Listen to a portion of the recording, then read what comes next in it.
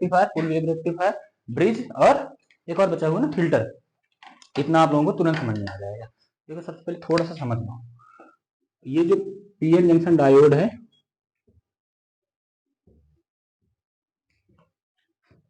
P type N type ये है। अगर हम इसको फॉरवर्ड बायस करेंगे तो पॉजिटिव को पॉजिटिव के साथ, निगेटिव को निगेटिव के साथ। ठीक, ये हमारा कैसा है,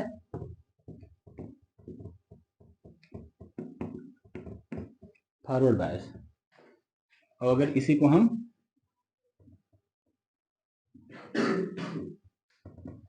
उल्टा करेक्ट कर देती है, रिवर्स बायस, पॉजिटिव और निगेटिव, पी और एन टाइप। ये क्या है आपका रिवर्स बायस, रिवर्स बायस। ठीक, तो इसमें ये पॉजिटिव टर्मिनल है, ये निगेटिव टर्मिनल है। देखो ये आपका जो है ये एक शॉर्ट सर्किट के जैसा रिएक्ट करेगा, बिहेव करता है। क्यों? क्योंकि शॉर्ट सर्किट कहने का मतलब ये है कि इसका रेजिस्टेंस खत्म हो गया, जितना करंट आप इसमें से, ठीक है ना, फ्लो कराओगे पूरा पूरा करंट आपको बाहर मिलेगा, मतलब इजी फ्लो हो जाएगा। कहने का सीधा सीधा मतलब ये आपका पूरा पूरा रजिस्टर जैसा काम करेगा। क्यों? क्योंकि जैसे जैसे आप इसको वोल्टेज ज्यादा देते हो वैसे वैसे इसका जो डिप्लेशन लेयर होता है वो क्या होता है, बढ़ता ही चला जाता है। समझ में आ गया? तो जब आप फॉरवर्ड बायस रखोगे उस समय तो करंट फ्लो करेगा, ठीक, लेकिन जब आप रिवर्स बायस करोगे तो उस समय करंट फ्लो नहीं करेगा। तो रिवर्स बायस के केस में आपका जो करंट है वो क्या हो जाएगा, अप्रोक्सीमेटली जीरो। क्यों? क्योंकि इसमें जो आपका बैरियर पोटेंशियल है VB प्लस V हो जाएगा, यहाँ का पोटेंशियल बढ़ता ही चला जाएगा, जिसकी वजह से वो आपका डिप्लेशन लेयर जो था वो क्या हो गया था, बढ़ता ही चला गया। और जितना ज्यादा डिप्लेशन लेयर होगा उतना ज्यादा बैरियर होगा। समझ में आ गया? जितना ज्यादा बैरियर होगा उतना ही इलेक्ट्रॉन या चार्ज या करंट का फ्लो करना बंद हो जाएगा। और यहाँ पर क्या था, यहाँ पर जो आपका बैरियर पोटेंशियल था वो क्या था, VB माइनस V था। जितना आप यहाँ से वोल्टेज सप्लाई करते जा रहे थे उतना ही यहाँ का बैरियर पोटेंशियल क्या हो रहा था, कम होता चला गया था। समझ में आ गया? फॉरवर्ड बायस रिवर्स बायस में हमने डिप्लेशन लेयर बना, और जैसे जैसे आप ये बैरियर पोटेंशियल कम होता चला जाएगा वैसे वैसे आपका डिप्लेशन लेयर क्या होता चला जाएगा, खत्म होता चला जाएगा। और जैसे जैसे डिप्लेशन लेयर का काम क्या था, इलेक्ट्रॉन के फ्लो को रोकना या होल के फ्लो को रोकना, दोनों में से कोई चीज कह सकते हैं। ठीक है, बात तो एक ही है। ठीक, तो ये आपका जहां भी लगा रहेगा यहाँ पर तो आपको करंट फ्लो मिलेगा, लेकिन जहां पर भी रिवर्स बायस लगा दोगे वहां पर करंट फ्लो करना बंद हो जाएगा। समझ में आ गया? यानी उस रीजन से करंट आपका ना के बराबर होगा। अगर आप ज्यादा पोटेंशियल यानी 8 वोल्ट से ज्यादा का पोटेंशियल अगर आपने सप्लाई कर दिया या 8 वोल्ट भी पहुंचा दिया, 7 वोल्ट से ज्यादा बना दिया, तो आपका क्या हो जाएगा, डायोड ही जल जाएगा, आपको ब्रेकडाउन मिल जाएगा। ब्रेकडाउन आपको 8 वोल्टेज के आसपास मिलता है। तो हम जब जानते हैं कि हमारा 8 वोल्ट के आसपास या 8 वोल्ट से ज्यादा अगर हम इसमें सप्लाई करते हैं, ठीक है ना, वोल्टेज सप्लाई करते हैं, तो हमारा डायोड ही जल जाएगा। जल जाएगा तो भी नुकसान ही, बेनिफिट तो है नहीं है। ठीक, तो और इधर जो आपको वोल्टेज, ये आपका देखो, अगर आपके पास सिलिकॉन है, सिलिकॉन का आपने डायोड लगा रखा है, तो आपको कहां पर मिलेगा नी वोल्टेज, 0.7 पर। और अच्छा अगर आपने लगा रखा है तो 0.3 वोल्टेज पर ही मिल जाएगा। यानी 1 वोल्ट से कम वोल्टेज सप्लाई में भी आपको करंट फ्लो करना स्टार्ट हो जाएगा, है ना। ये मिली एम्पियर में आएगा, यहाँ पर माइक्रो वाला आएगा। ठीक, समझ में आ गया? तो यहाँ पर जो रेजिस्टेंस होगा RF जो होगा, उस रेजिस्टेंस को बोलते हैं हम डायनेमिक फॉरवर्ड रेजिस्टेंस। ठीक, तो डायनेमिक ओम्स लॉ वाला ही फार्मूला लगेगा, यहाँ पर जो फार्मूला लगता है वो सिंपल सिंपल लगता है। R इक्वल क्या होता है, V बाई I होगा। तो यहाँ पर change in voltage upon change in current, इसीलिए क्योंकि वोल्टेज और करंट दोनों का चेंज हो रहा है, इसलिए इस रेजिस्टेंस का नाम हमने क्या कहा, इस रेजिस्टेंस का नाम हमने कहा कि ये डायनामिक फॉरवर्ड बायस में काम कर रहा है, इसलिए फॉरवर्ड रेजिस्टेंस तो है ही है। तो ये वर्ड तो हम जानते ही थे। डायनेमिक का मतलब ये है कि भाई करंट के साथ साथ वोल्टेज का में भी क्या हो रहा है, चेंज हो रहा है, इसलिए इसका हमने नाम रखा डायनेमिक फॉरवर्ड रेजिस्टेंस। इतना समझ में आ गया? सिलिकॉन डायोड सबसे ज्यादा यूज करते हैं, क्यों? क्योंकि वो सस्ता होता है और बहुत इजी अवेलेबल होता है। सिलिका से मिलता है, सिलिका मिट्टी से मिलता है ना, तो मिट्टी से सिलिका का मटेरियल मिलता है, तो ये वाला मेटल हम ज्यादा सेमीकंडक्टर ज्यादा यूज करते हैं। जर्मेनियम थोड़ा सा महंगा होता है क्योंकि वो जनरली अवेलेबल बहुत कम होता है, ठीक। लेकिन दोनों में से अच्छा कौन सा है? जर्मेनियम, क्योंकि वो 0.3 वोल्टेज पर ही नी वोल्टेज दे देता है और इसका 0.7 पर। बट ठीक है, 0.3 0.7 कोई बहुत बड़ी चीज नहीं है। लेकिन नो डाउट अगर सेमीकंडक्टर किसका है? जर्मेनियम का, तो वो बेस्ट है, ठीक। इतना समझ में आ गया? कोई डाउट है इसमें? ठीक। अब बात करते हैं कि हम हाफ वेव रेक्टिफायर और फुल वेव रेक्टिफायर का। तो रेक्टिफायर देखो यहां से जो भी जाएगा, रेक्टिफायर का काम क्या होता है? किसी भी चीज को रेक्टिफाई करना। तो रेक्टिफाई का मतलब क्या हो गया? जब हम किसी भी सिस्टम को या किसी भी सर्किट में एसी करंट फ्लो कराते हैं, ठीक, तो हमको दोनों टर्मिनल मिलते हैं, positive terminal, positive half cycle और नेगेटिव हाफ साइकिल भी मिलता है, ठीक। लेकिन आप लोगों ने जैसे इसका यूज क्या होता है? जैसे हमें कम वोल्टेज की चीजें चाहिए, यानी हमें डीसी में कन्वर्ट करना। रेक्टिफायर का काम होता है एसी को डीसी में कन्वर्ट करना, ठीक। समझ में आ गया? एक चीज बहुत सिंपल सी चीज है। आप लोगों ने जैसे बहुत सारे, इसको मैं हटा दूं, चार्जर देखा होगा, बहुत सारे इलेक्ट्रिक अप्लायंस देखा होगा जिसमें लिखा होगा इनपुट 220 वोल्ट लिखा होता है। आप चार्जर ले लीजिए, उस चार्जर में लिखा होता है इनपुट 220 वोल्ट, आउटपुट कहीं पर 5 वोल्ट तो कहीं पर 6 वोल्ट। इससे ज्यादा नहीं होता है, 5 से 6 वोल्ट का ही होगा। इससे ज्यादा क्यों नहीं होता है? क्योंकि इससे ज्यादा लगाओ तो डायोड तुम्हारा क्या हो जाएगा? जल जाएगा। आपको पता हो गया कि 5 से 6 वोल्ट का क्यों लगाते हैं? समझ में आ गया? क्योंकि हमारे पास जो सेमीकंडक्टर है सिलिकॉन का भी होगा तो भी हमारा 1 वोल्ट से भी काम चल जाएगा। समझ में आ गया? डन। आप उसमें जो करंट देखेंगे तो करंट भी आपका जो भी होगा आउटपुट वाला करंट वो मिली एम्पियर में ही लिखा होगा। कभी आप किसी भी चार्जर उठा करके देखना, ठीक। इतना समझ में आ गया? ठीक है।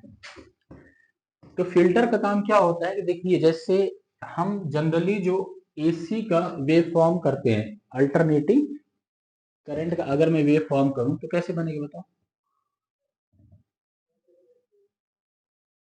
ऐसे करके बनेगा। ये आपका पॉजिटिव हाफ साइकिल है, ये निगेटिव हाफ साइकिल है और ये पॉजिटिव। एसी करंट ऐसे ही चलता है। तो रेक्टिफायर ये हमारा हो गया आउटपुट, इनपुट हमने क्या दिया? इनपुट में ये करंट दिया, एसी करंट दिया।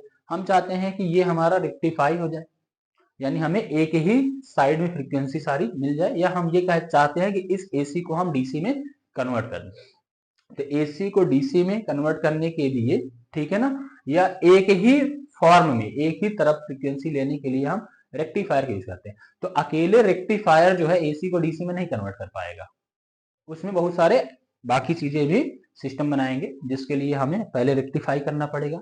रेक्टिफाई करने के बाद हमको क्या करना पड़ेगा? फिल्टर लगाना पड़ेगा। फिल्टर लगाने के बाद हम फिर क्या करेंगे? एक जेनर डायोड लगाएंगे, ठीक। तब जाकर के आपको कैसा आउटपुट मिलेगा? सबसे लास्ट में आपको ये आउटपुट मिलेगा। ये डीसी होता है।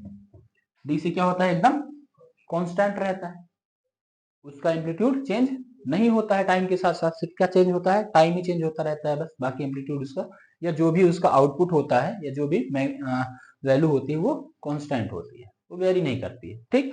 तो जेनर डायोड हमारे सिलेबस में है नहीं है, तो जेनर डायोड नहीं पढ़ेंगे। सिर्फ कहां तक पढ़ेंगे? फिल्टर तक पढ़ेंगे, ठीक है ना। तो अब देखो हाफ वेव रेक्टिफायर जब हम बनाते हैं तो हाफ वेव रेक्टिफायर बनाने के लिए, हाफ वेव का मतलब ये होगा ये हाफ साइकिल को ही क्या कर पाता है? रेक्टिफाई कर पाता है।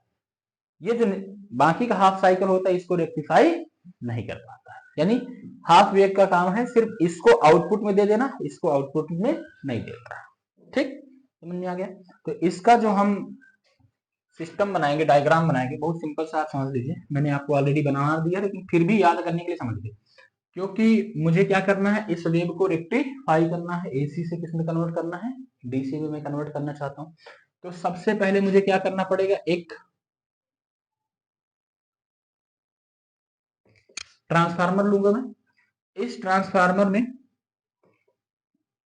मैंने कोई करंट दिया,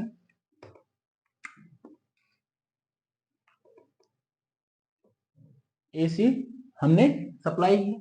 एसी का सिंबल होता है, ये पॉजिटिव हाफ साइकिल है और ये नेगेटिव हाफ साइकिल।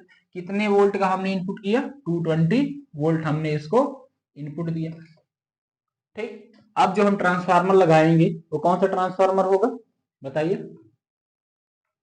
बोलो। स्टेप अप या step down? Step down transformer लगाते हैं। क्यों? क्योंकि हमें ये जो हाई वोल्टेज है इसको क्या करना है, लो वोल्टेज में कन्वर्ट करना है। लो वोल्टेज में इसलिए कन्वर्ट करना है क्योंकि हम डायोड लगाएंगे, तो डायोड के लिए वोल्टेज आपका 4-5 वोल्ट का ही चाहिए।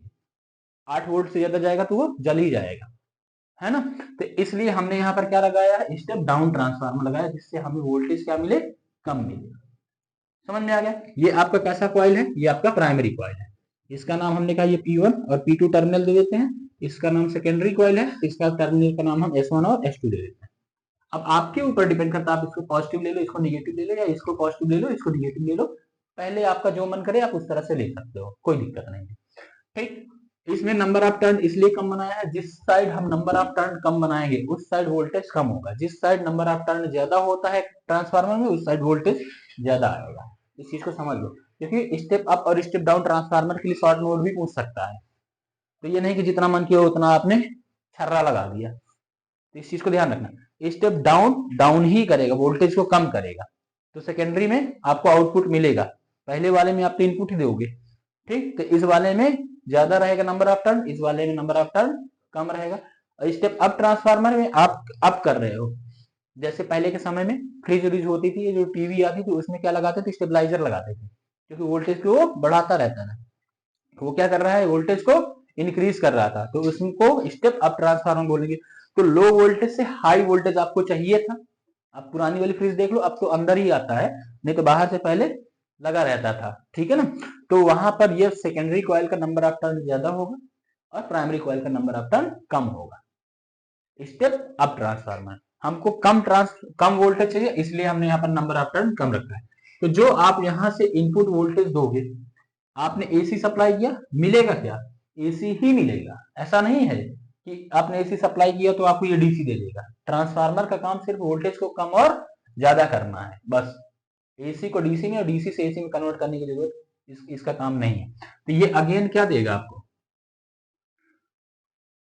एसी ही देगा, पॉजिटिव टर्मिनल नेगेटिव टर्मिनल, लेकिन यहाँ का जो वोल्टेज होगा वो क्या होगा, कम होगा। इतना समझ में आ गया? अब इसका एक टर्मिनल हमने कहा कि मान लेते हैं पॉजिटिव है, एक टर्मिनल मान लेते हैं निगेटिव है। शुरुआत में मैंने कहा कि ये वाला टर्मिनल पॉजिटिव है, ये वाला टर्मिनल क्या है, नेगेटिव है। इस एक टर्मिनल में क्योंकि मुझे जब हाफ वेव रेक्टिफाई करना होगा, तो सबसे पहले मैं क्या करूंगा, एक मैं पीएन जंक्शन डायोड लगा दूंगा। पीएन जंक्शन डायोड लगा दिया मैंने। तो जब मैं पीएन जंक्शन डायोड लगा दूंगा, ठीक है, तो इसमें से क्योंकि अगर मैं इसको फॉरवर्ड बायस बना रहा हूं और इसको फॉरवर्ड बायस में लेकर के जा रहा हूं, तो पहले हाफ साइकिल में इसको पॉजिटिव लेंगे, ये पी है मेरा और ये है मेरा एन। अब इसके बाद में क्या लगा दूंगा यहाँ पर, एक जल्दी बताओ, एक मैं यहाँ पर लगा दूंगा रेजिस्टेंस लगा दूंगा। रेजिस्टेंस का काम क्या होता है, रेजिस्टेंस का काम क्या होता है, सिंपल सी चीज है, किसी भी करंट को रजिस्ट करना। ये हमारा रेजिस्टेंस है, और इस रेजिस्टेंस के डिफरेंस में मैं इसका जो भी होगा वो मैं आउटपुट वोल्टेज दे। तो ये जो मेरा है ये आउटपुट वोल्टेज V नॉट आ जाएगा। इतना समझ में आ गया? इस रेजिस्टेंस के अकॉर्डिंग मैं यहाँ पर वोल्टेज दे दूंगा, ये दोनों टर्मिनल में। अब समझो हुआ क्या है, जब आपने यहां से 220 वोल्टेज का करंट सप्लाई किया, आपका वोल्टेज आपने लो किया। वोल्टेज लो करने के बाद सबसे पहले हम मान लेते हैं कि हमारा कैसा चल रहा है, पॉजिटिव हाफ साइकिल। जब ये आपका पॉजिटिव हाफ साइकिल जाएगा, ठीक है, तो इधर कैसा टर्मिनल जा रहा है, पॉजिटिव की तरफ ही जा रहा है। तो ऊपर कैसा टर्मिनल, पॉजिटिव टर्मिनल, और सेकेंडरी का ये निगेटिव टर्मिनल। ठीक, समझ में आ गया? पॉजिटिव हाफ साइकिल में पॉजिटिव टर्मिनल लेकर के, तो ऊपर वाला प्लस नीचे वाला माइनस। इस केस में ये जो पॉजिटिव टर्मिनल है पीएन जंक्शन के पॉजिटिव एंड से ऐड हो गया, और अगर इसके हिसाब से देखा जाए तो ये हमारा निगेटिव टर्मिनल माइनस या निगेटिव टर्मिनल के साथ, या एन वाला जो आपका रीजन था वो निगेटिव टर्मिनल के साथ कनेक्ट हो गया। इसका मतलब है इस समय ये जो आपका पीएन जंक्शन डायोड है फर्स्ट हाफ साइकिल में किस बायस में लगा हुआ है, फॉरवर्ड बायस में। तो फॉरवर्ड बायस में होने की वजह से करंट ये सप्लाई करेगा, तो यहां से जो भी होगा वो एसी करंट सप्लाई करेगा। फिर ये एसी आएगा यहां पर आएगा, समझ में आ गया? कुछ रजिस्ट करेगा, समझ में आया? कुछ रजिस्ट करेगा, ठीक है। ये आपका करंट इधर से आया और इधर निकल गया, पूरा एक साइकिल बन गया। तो आपको आउटपुट मिलेगा V not. V not equal कितना मिलेगा, आई इंटू आर मिलेगा, ठीक। वी इक्वल आई आर, तो वी नॉट आपका कितना आ गया, आई आर आ गया, जितना भी करंट इसने भेजा होगा और जितना इसका रेजिस्टेंस होगा, दोनों प्रोडक्ट के इक्वल वी नॉट आपको आउटपुट मिल गया होगा, ठीक है। यहाँ पर जैसे जैसे आपका वोल्टेज बढ़ा था वैसे वैसे यहाँ से जैसे जैसे आपने वोल्टेज बढ़ाया वैसे वैसे जो आपका आउटपुट आएगा, आउटपुट आपको मिलेगा इधर, ठीक।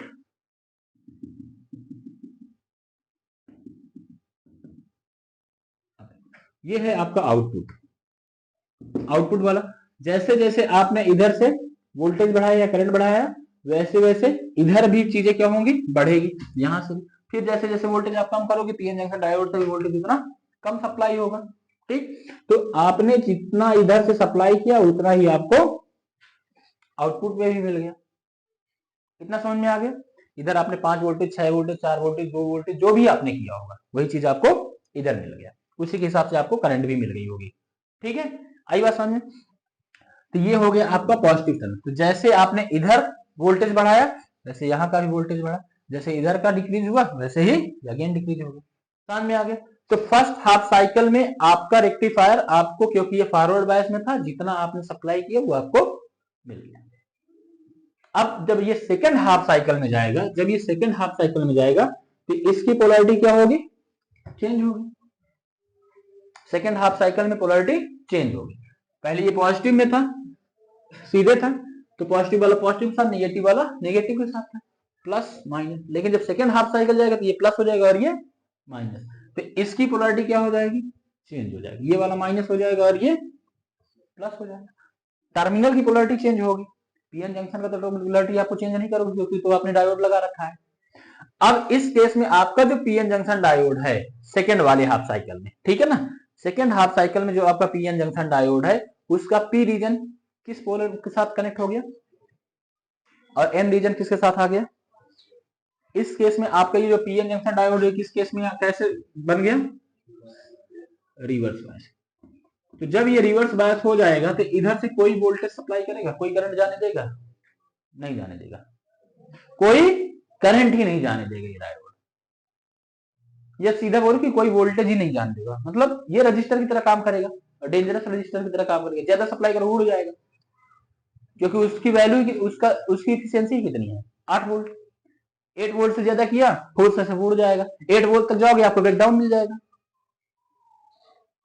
8 वोल्ट के आसपास गए तो ब्रेकडाउन, 7 वोल्ट तक तो ठीक है वो रोकेगा, 7 वोल्ट के बाद आगे बढ़े फोर्स से चला जाएगा, मिली एम्पियर में आपको करंट मिल जाएगा, माइक्रो एम्पियर में करंट मिल जाएगा, माइक्रो एम्पियर में करंट मिल जाएगा, रेजिस्टेंस बहुत ज्यादा हाई हो जाएगा, एकदम रोक देगा। उससे ज्यादा आप पोटेंशियल अगर आपने सप्लाई किया पूरा डायोड ही जल जाएगा, डायोड जल जाएगा। अगर ये डायोड जल गया तो भी तो तुम्हारा सर्किट क्या हो गया, ओपन ही तो हो गया, तब तो और नहीं जाएगा। तो हमारी कोशिश होगी हम 8 वोल्ट से कम ही सप्लाई करें, और 8 वोल्ट से कम है तो करंट नहीं जाने देगा। और थोड़ा मोड़ा जो चला भी गया वो लगभग लगभग ना के बराबर, उसका कोई मतलब नहीं है। यानी जो ये निगेटिव हाफ साइकिल था, इस निगेटिव हाफ साइकिल पे इस रेक्टिफायर ने आउटपुट दिया ही नहीं। दिया क्या, समझ में आया, यही बात तुमको समझना है। नेगेटिव हाफ साइकिल जब किया तो पोलैरिटी चेंज होने की वजह से आपका ये पीएन जंक्शन डायोड था ये रिवर्स बायस में चला गया, तो इधर से किसी भी तरह का कोई करंट ही नहीं फ्लो करने दिया इसने, या किसी भी तरह का कोई वोल्टेज ही सप्लाई नहीं किया।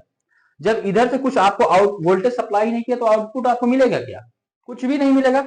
इसका मतलब है कि इस रेक्टिफायर में आपको हाफ साइकिल में कुछ भी नहीं मिला, इसने यहां पर रोक लिया, नीचे कुछ नहीं मिलेगा, यानी ये वाला रीजन इसने खत्म कर दिया। समझ में आया। फिर अगेन जब ये फॉरवर्ड बायस में जाएगा तो फिर करंट फ्लो करेगा, क्योंकि ये पॉजिटिव ये निगेटिव, टर्मिनल चेंज हो जाएगा। फिर अगेन आपको क्या मिलेगा, ये मिलेगा। फिर आगे अगर आपने बनाना है तो आगे बना सकते हो, है ना। ये ऐसे गया होगा तो इसको फिर से इसने रोक दिया होगा। अब समझ में आया। तो हाफ वेव रेक्टिफायर का काम क्या था कि इसने आधी वेव को तो रेक्टिफाई किया लेकिन आधी वेव को रोक दिया, आउटपुट में नील, फिर दिया फिर नील, फिर दिया फिर नील। तो ये हुआ इसका हाफ वेव रेक्टिफायर का मैकेनिज्म, ये वर्किंग। समझ में आया क्या। पक्का बनाओ।